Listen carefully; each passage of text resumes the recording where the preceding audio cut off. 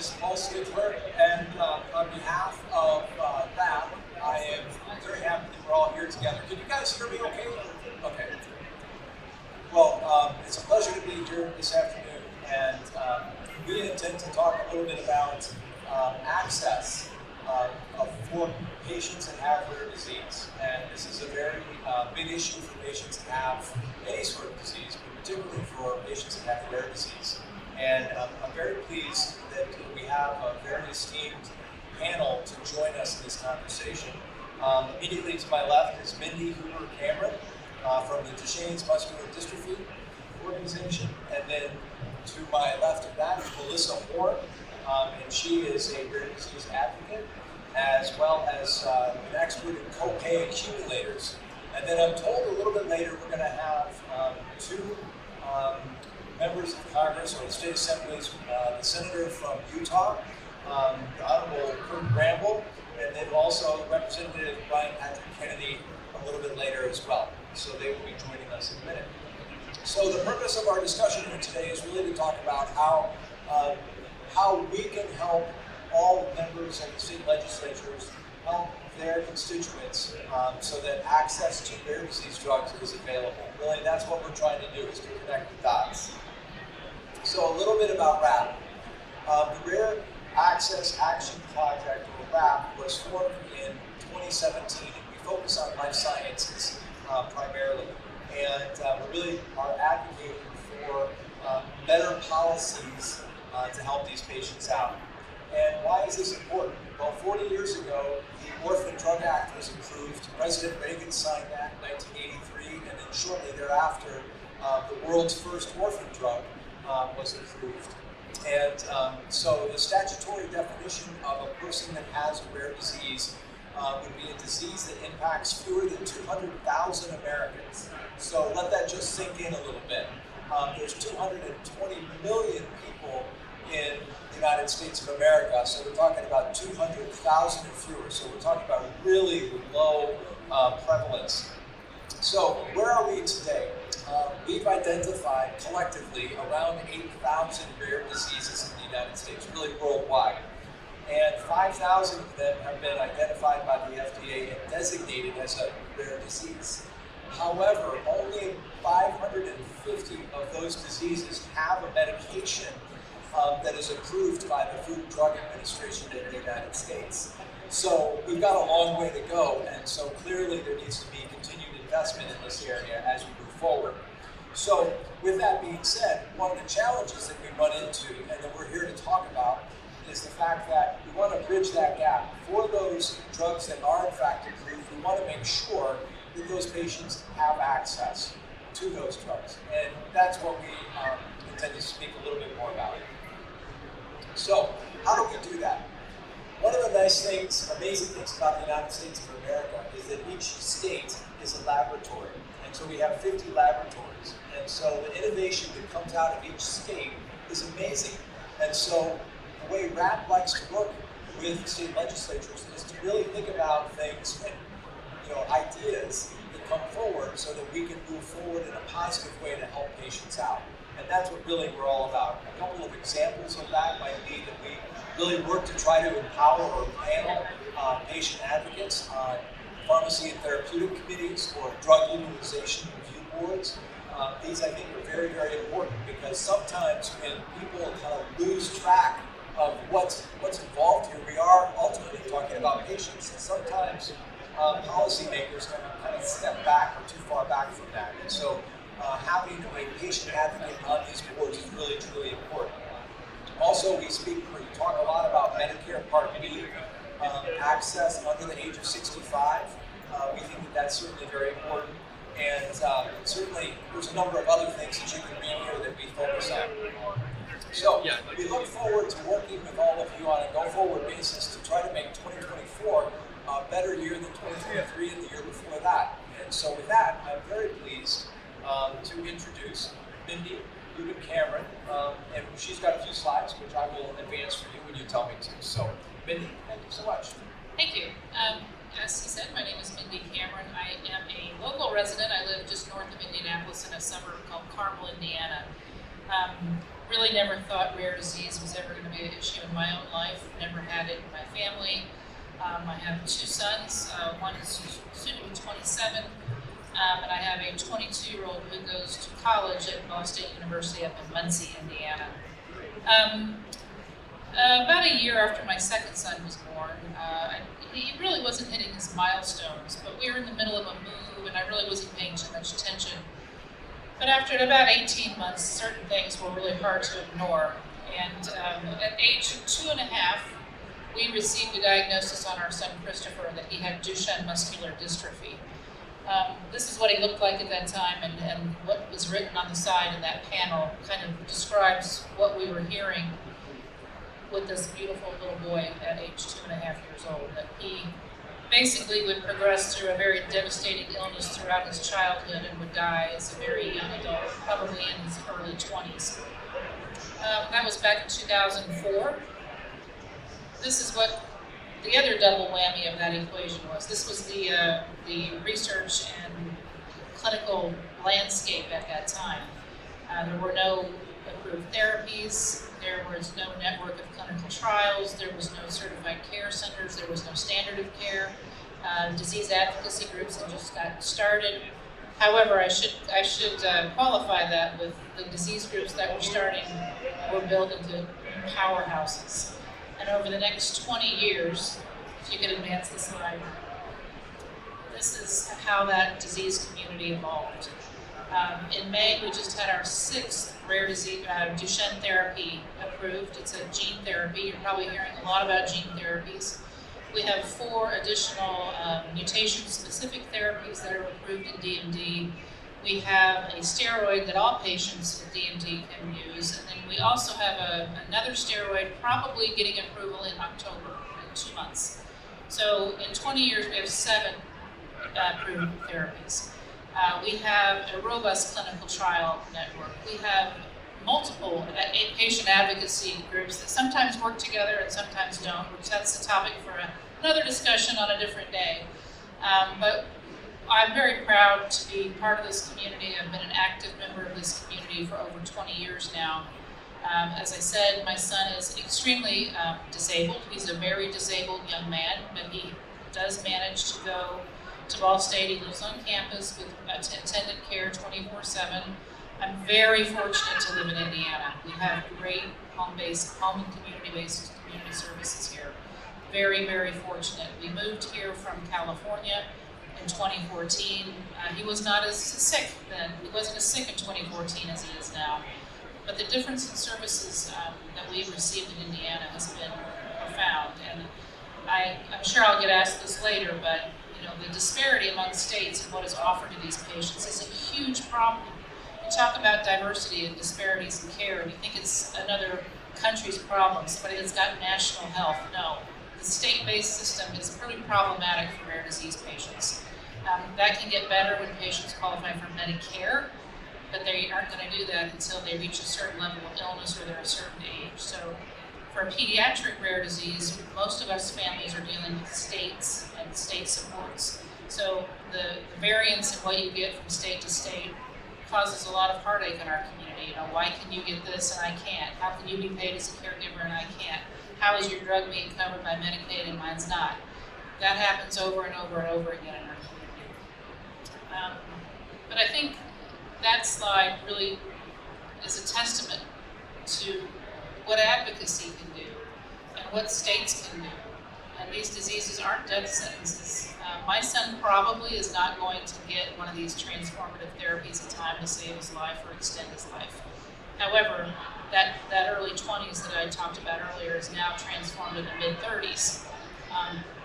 As state legislators, you can imagine the kinds of supports these young men living with this disabling disease are going to need, but they're alive. And research is moving forward, and eventually Duchenne's going to look very, very different than it does today. And I don't really remember what's on the next slide, so, this is my son. He's now 22, so I should have updated that picture. That's him in his dorm room at 21. But you can imagine, this is a very typical, beautiful young baby that it's been very difficult to know what he's facing in his future. A a lot of diseases are a lot more obvious at diagnosis, but this has been a slow progression that is full of devastating milestones and losses. It's been extremely difficult. Prevalence of Duchenne is about 1 in 4,000 boys, and typically only affects boys. I did find out when he was 9 years old that I was a carrier of the disorder. So women can carry it. I had no idea, but there's many carriers who have had it in their family. He's had a great life. I wouldn't trade it for anything. It's been challenging, and now that we have 6 therapies approved, we're running into a new challenge: access. We have a huge array of access challenges. Our gene therapy and some of our mutation-specific therapies were approved under the accelerated approval pathway by FDA. So we're having a lot of challenges from commercial and state payers about the mechanism of approval. Needing more data. We have an extremely narrow label on this first gene therapy. Only 4 and 5-year-old boys can be treated, which is it's a crazy line drawn in the sand. I think FDA was trying to appease a lot of different stakeholders, but there is no difference between a 5-year-old and a 6-year-old with Duchenne as far as his access to treatment. So the Indiana DUR board is looking at our gene therapy on Friday of this week, so this is a pretty timely meeting for me. But that's my story. I'm happy to take questions. These rare diseases are treatable, and please don't give up on us. Thank you so much, Mindy. That was wonderful. Let's hold on the questions until we come to a little bit later. I am also happy to welcome one of our panelists. Both of you. Oh, okay, wonderful. You want to come up? You're fine right there. Stay. Okay, you're fine there. Perfect. Okay, so we are a full house. So next I'd like to introduce Melissa. And, so I know you want to talk a lot about copay accumulators. And so it's a nice segue from Mindy into what you're going to talk about. So why don't you tell us a little bit about what you do and your area of interest. Sure. So again, my name is Melissa Horn. I'm the State Legislative Affairs Director for the Arthritis Foundation. I'm also a rare disease survivor, 3 times over actually. I had Hodgkin's lymphoma when I was a senior in high school, and that led to breast cancer, which led to currently going through thyroid cancer. So it's kind of this progression of, it's more common than you think when you're talking about rare diseases. So it might not appear to be something that you're looking for. For me, my only symptom when I first was diagnosed with cancer was losing my voice. So it's poetic that I chose a career in advocacy where I get to use my voice. I'm grateful to have it back. But to get there and to get access to chemotherapy, radiation, and surgeries and biomarker testing, which I was on the panel for earlier, just to monitor the disease progression and get the right medicines at the right time, and be able to pay for some of the medications that are really high cost is something that I've personally experienced, but also now something that I work on for the Arthritis Foundation. So just to give you an idea, for arthritis, there's over 100 different types of arthritis, and the first step we always say to managing arthritis is understanding it. And to understand arthritis and swelling and pain management, there's a lot of surveillance that goes on. So again, doing some analysis on blood tests or urinalysis or tissue samples, biomarkers, to understand which medications are going to work best for your body, because every body is different. It's really imperative. So that's some of the issues that we work on. But as mentioned, copay accumulators is a big one. So what does that work mean? Basically, if you have insurance, especially in the state realm, which is what we're all here to talk about, state-regulated insurance plans, if you have, let's say, a high-cost drug and you need assistance, a drug manufacturer might offer that, a foundation might offer that. You might, do a fundraiser to, GoFundMe account to help you pay for that. But insurance companies have started to put in these copay accumulator programs where they're saying if it's a payment from a third party, we're not going to count it towards your deductible or out-of-pocket costs. So that can be pretty devastating whenever it comes to access to care, especially if you have a rare disease and a high-cost medication where you can't afford it. especially if you're switching from one plan to another too. You're constantly having to start over. And you've already gone through utilization management protocols like prior authorization. So it's not like the payer, your health plan is unfamiliar with the treatment plan that you're going through. They've already signed off on some of these drugs in a lot of cases and made you go through step therapy where you needed to fail first on a drug. Now you're getting to the payment part. And the payment part, I'm the co-chair for All Co-Pays Count Coalition. We want to make sure, regardless of who's paying for it, that it counts, because all co-payments should count. I kind of liken it, just for an analogy purpose, is if you are getting a scholarship to attend college, you applied for that scholarship, it's for you. Just as a patient might apply for co-payment assistance, that's for you.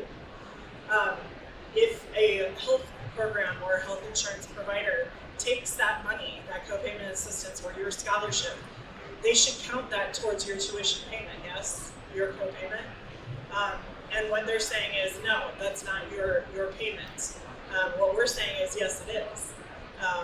So we want to make sure that if you are in need of assistance, you are able to fulfill your prescription and stay on treatment and stay stable, especially if you have a debilitating disease that could lead to disability claims and mobility issues where you can't work, you can't go play with your kids in the playground. We want to make sure that you can pay at the pharmaceutical counter, wherever you're filling your prescription, regardless, again, of who's paying it, and that it counts towards your deductible and out-of-pocket costs. So we've been working on state legislation, been pretty successful with the All Co-Pay Count Coalition nationwide. A lot of groups, not just the Arthritis Foundation, but the American Cancer Society, Crohn's, MS, lupus, any number of disease groups have been advocating for these laws to ban copay accumulators from state-regulated plans. And we've been successful in 19 states, DC, and Puerto Rico. And we actually still have some states that are in session where we have legislation that we're following, like Wisconsin and Pennsylvania.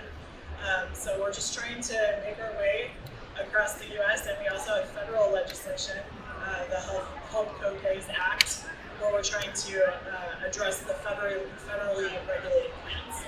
So making a lot of progress, but we still need to work to make sure that if people are getting assistance, that their assistance is counting for them. Because again, navigating a rare disease is hard enough, but having to pay for it and having that be your barrier to making sure that you can get access to the treatment that you need, hopefully to cure your condition, but if you can't cure it, that you can live with it and it doesn't impact your mobility or your way of life. So again, as a patient myself, I go through this all the time where I'm navigating the costs of healthcare in America across state lines in a lot of cases. And it can be really difficult to manage conversations with your insurance company to make sure that the drugs that you take are covered, but also that you can afford to pay for them every month or every 3 months, however often you're filling these prescriptions. Or like for arthritis, if you're getting an infusion, these could be thousands of dollars, and without copayment assistance, you can't afford it. And if you're not stable, then you're costing a lot more money for your budget, but also for society in general. So we just want to make sure, again, that people have access to the assistance that they need if they apply for it, and that it's counting towards their out-of-pocket costs and deductibles. Thank you so much. That was wonderful. Clearly, both of you are doing great work, and really hats off to both.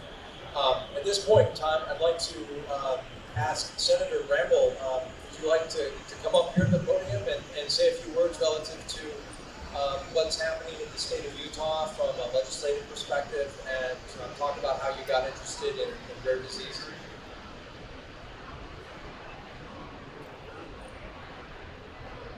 Thank you, and thank you all for being here. Very quickly, show of hands, how many are legislators in the room? Really appreciate you guys being here. I'll make it brief. There are two pieces of this with rare diseases. The first one you've heard about the challenges, whether it's hemophilia, MS, cystic fibrosis, a host of diseases where the cost of prescriptions are out of sight. The reality is the insurance contracts, when you have a health insurance contract, it basically says X amount has to be paid in, called a deductible or a copay, before other benefits kick in.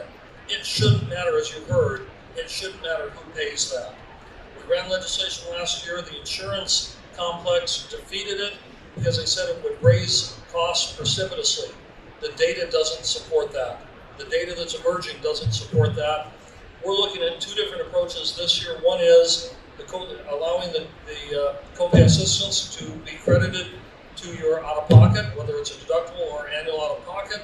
And in the alternative, if the company doesn't want to do that, we're looking at from the, not on the pharmacy side in terms of how their internal cost of the drugs, how they allocate expenses, whatever the cost of that drug is, requiring a disclosure to the patient, who's paying for the drug, how much are they paying, and where do the rebates go? Because the last thing that PBMs and insurance companies want is to see how much money is coming in outside of the system that's going to the bottom line of either the insurance company or the PBM. The other piece of this that we're looking at in Utah is something called medical foods. That has nothing to do with foods.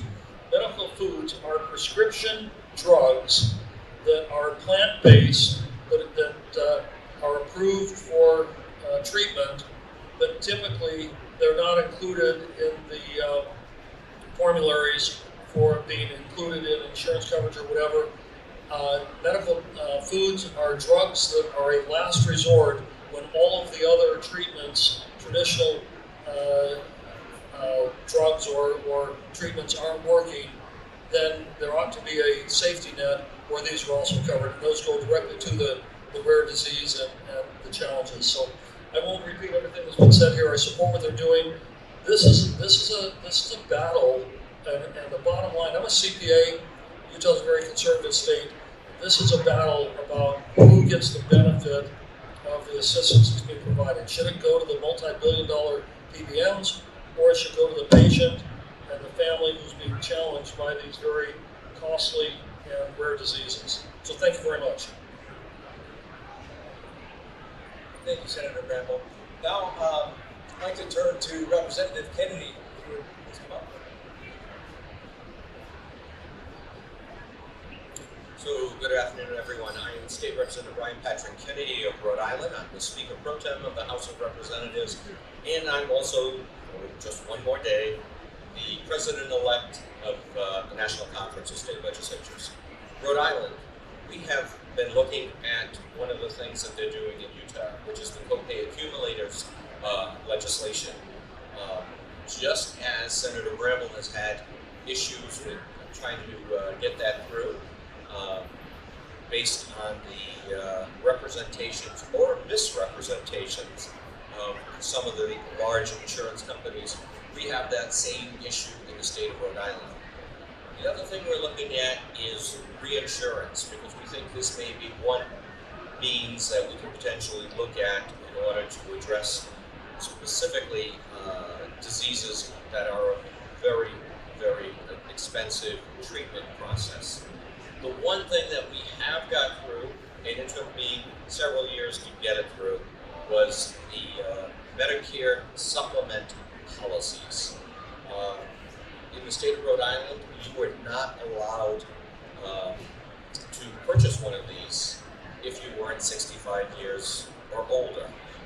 Now, we have passed the legislation, it has become effective, and our insurance commissioner has been working on this for rate setting purposes. If you have a rare disease, if you're dealing with an end-stage renal disease issue, if you are somebody who has been declared totally disabled because of a disease, you can now purchase a Medicare supplement policy in the state of Rhode Island. And to me, I think that's just a very, very important thing. We had many individuals who contacted us, who actually appeared before us, who had been on a list for a kidney transplant, and then were removed because of the fact they could not demonstrate that they had the ability to pay their share of a kidney transplant. And whether it's a kidney transplant or some other disease, there has to be a means in place. So we have passed that legislation. It's the law in the state of Rhode Island, and we're hoping that this, going forward, is going to really assist people in the state of Rhode Island. Thank you so much. Okay, so we have a few minutes left for a couple quick questions. So I have a couple questions in the case that there's no one in the audience that has a question. Any questions in the audience? You raised your hand first. You want to come up?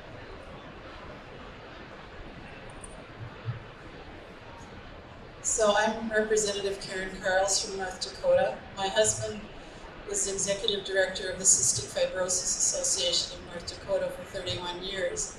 So we had a special place in our hearts for CF. I introduced a bill for a friend with CF, an adult, and had no idea what a copay accumulator was. I had no idea this is kind of a national movement. But our legislative council wrote a bill based on one that my friend had heard about in Virginia or West Virginia, a workaround. So council went and grabbed that bill and wrote one to fit North Dakota. Well, it had a tough going. My frustration was the insurance companies were horrible, terrible pushback. My other frustration was pharma companies wouldn't step forward and testify. So I had no expert witnesses on my side, just me and my friend. But I'm going back loaded for bear this time. I'm a representative for 3 more years, so I've got another shot at it. So I'd like to network with people that are having the same issue. Thank you. Thank you. That was a wonderful story, and we wish you tremendous luck. So make sure you stop by our booth and we can help get you connected. Yes, there's a question in the back. You're definitely going to have to come up, I think.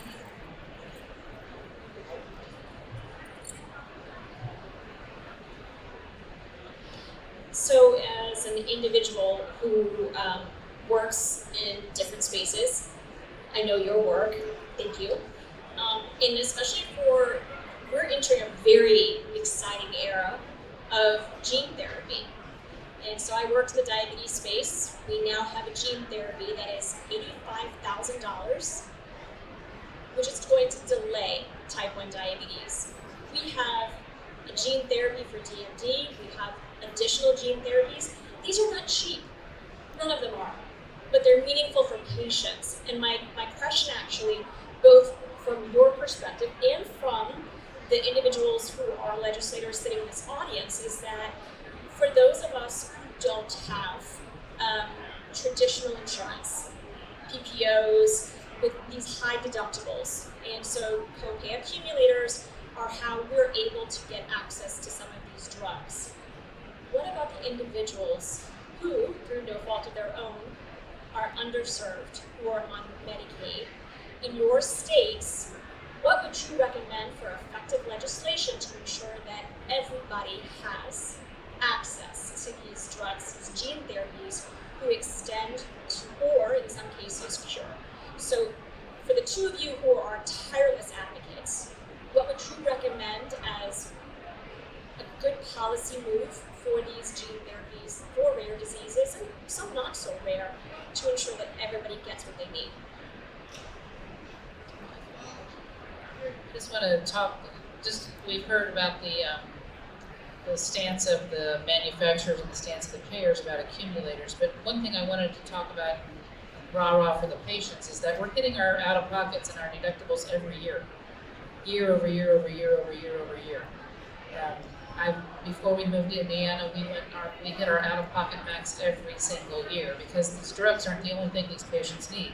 They need equipment, they need services, they need home modifications, they need van modifications, they need home nursing. A lot of these costs are not picked up by insurance. These copay accumulators are devastating to us. We can't go on therapy. To speak to your point about the gene therapy costs, the Duchenne therapy is $3.2 million. And we don't know how long it lasts. Yeah, I can see it's a problem, but in the context of rare diseases, we are so few that we aren't the budget busters. We're not chronic. Now, as more and more gene therapies come online, that's going to change too. I think the reinsurance idea is a great one, milestone payments. Milestone payments are very, very difficult in progressive neuromuscular diseases because, and once you dose, you can't take it back. They're one-time therapies. So, this is the dawn of a new time. I think we're going to have to be patient. We're going to have to think of innovative solutions because we don't know all the answers yet. We don't know how long they're going to last. We don't know if we can redose. We don't know how much redosing is going to cost. It's not like rare disease patients don't understand the challenges faced by payers. Also, the $3.2 million is really not what states are paying. So you hear something in the press, but that's not really the whole story. Once you get your rebates and all your negotiations under, we're not looking at $3.2 million. That's what you hear, but that's not the reality. Well, let me weigh in here. I know you didn't ask the legislators in the room. The most important thing we can do is get the actual data, the actual facts out there because the insurance companies and the PBMs are misrepresenting what the impact is. There's a reason why these are called rare diseases. They're not prevalent across the board from a statistical point of view. If they were, the drugs wouldn't be, we wouldn't have the same dynamic, fiscal dynamic. So we need to get the actual information, the defensible data, because what they're throwing out there, they're sowing the theory of FUD. Fear, uncertainty, and doubt. Fear that it's going to push premiums through the roof. Uncertainty that it's going to push premiums through the roof. Doubt that that businesses will be able to afford any kind of coverage for their employees if this passes. And frankly, the data doesn't support any of that. So that's the most important thing you guys can do to help get that data out to counter the misinformation from the PBMs and the insurance companies. And that falls on the shoulders of the advocates, of the associations, of the groups out there, because legislators don't create the data. We rely on credible data. So we need the support of you guys providing that information. And if I could add, the AIDS Institute actually did an excellent study of the states that have passed laws on banning copay accumulators that premiums didn't increase. So some of these threats, like I said, if you dissect it and you look at what they're talking about and honestly ask the payers a little bit more directly and say, okay, well, what exactly is going to be raised? Because in my book, when you look at your health plan, regardless of how it's regulated, state, federal, even high deductible plans, whatever, you are agreeing in a contract to an amount that you will pay as a patient for the year. If they have a copay accumulator ban, they're basically saying, we're going to take money above and beyond that because we are taking, it's not like it's not accepted as a form of payment if you get assistance. It's still accepted as a payment. It's just you're not getting credit for it to count towards your annual costs and your deductible. So it's really just, to me, it's a fraudulent activity. It's breaking the contract. You've agreed to pay something for the year, and they're saying, that's not good enough. We're going to take your assistance as well. And it's not like, again, these drugs are typically inexpensive, though they can be. Even like low-cost drugs could have accumulators kick in. Most of them are like thousands of dollars to $10,000 or more, especially the infusions are the ones that are very specific to your body that have to be formulated for your condition. So assistance is the only route to be able to afford it and to be a functioning member of society. And we'll talk about costs in the bigger sense as well. Arthritis is the leading cause of disability in the US. So that if you're not getting treatment to manage the swelling, to manage the pain, you are disabled, unable to work, you're not able to contribute to society in other ways, you're costing money. So we have to look at the cost in the bigger sense as well. So I would argue with the payers, and we have argued, and I hear from North Dakota, we tried on that one too, to really bust the myth that the payers are putting out there whenever it comes to the threats of rising costs. We know healthcare is expensive. There's no patient that's going to go in and expect, free. But we do try to budget for our costs for the year. And our budget is the deductible and out-of-pocket max. But if you have, copay accumulators, you're basically in quicksand. You don't know how to budget for your healthcare costs. I mean, I put money into my flex spending account every year to try and budget for hitting my out-of-pocket max for the year. But if I have copay accumulators hitting, I don't know what counts and what doesn't. it's really like going to like a grocery store and not knowing, you know, how much eggs are going to really cost you, you know, from one visit to the next. So it's really difficult to manage your care as a patient, especially if you have a higher cost disease to manage, if you don't know what's counting. They also are very good at confusing terminology. So like North Dakota, we had the confusion over discounts and coupons versus assistance. This is assistance. We're talking about a payment form. We're not talking about reducing the retail price of something. We're not negotiating drug prices here. Drug prices are drug prices. What we're talking about is making sure that if you're using assistance to pay for something, that's counted for you. Because like I said in my example earlier, it's like applying for a scholarship. That's you're the one applying for it. Whether that the drug manufacturer is giving it or a foundation is giving it, that money is allocated to you to help your healthcare costs. It's not allocated for, you know, everyone to reduce or to pat the pockets of, you know, the payer or the PBM. Thank you, Melissa. It's hard to believe the time has gone by so quick. We've overrun our time, but I just want to thank our panel. This has been a great session. Really appreciate all of your involvement. Now, if you have additional questions, our booth is right around the corner, so please feel free to stop by. We'll be happy to spend as much time as we need. I just want to leave you with one final thought. If you think about patient care and the patient is sitting on a three-legged stool, there's three components that hold that stool up, right? So it's the patient/advocates, it's the physicians, and it's the pharmaceutical manufacturers. And then there's this other part that is really important. It is all the state legislators and all the federal legislators that help write policies to support everything that this group of people are collaborating on to try to get accomplished. And when we can do that, then great things can happen, and that patient can sit on the stool comfortably and have a great life. So with that, I thank everybody and have a nice rest of the meeting.